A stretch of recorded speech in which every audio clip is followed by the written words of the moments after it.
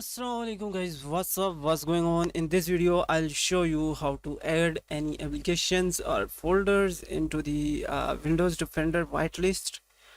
Yes, actually the Windows Defender have a whitelist with the exclusion name. Simply open the Windows Defender, Windows Security, and then click on the virus and threat protections.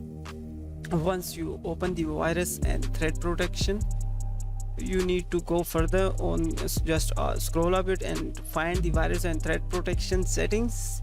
Underneath, just click on the manage settings.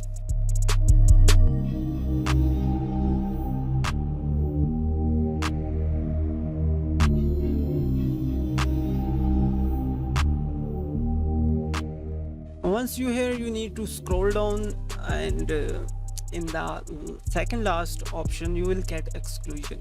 Microsoft Defender antivirus won't scan items that you have included. Excluded item will contain threats that make your drivers, further you can read by your own. Right now it's too smaller for me because I'm doing voiceover. Just click on the exclusion setup, and now you can simply add your folders or files, or even you can add file types and the process means services. So you can add your related files here.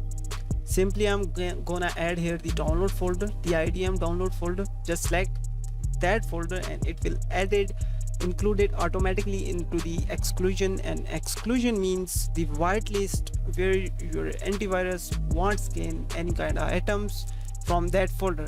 So I hope this video really helpful for you. Hit the subscribe button, share it with friend. If you have any question or any suggestion for me, just let me know in the comment section. I'll make tutorials on it as soon as possible. Till then, just take care yourself. Allah Hafiz. Bye bye.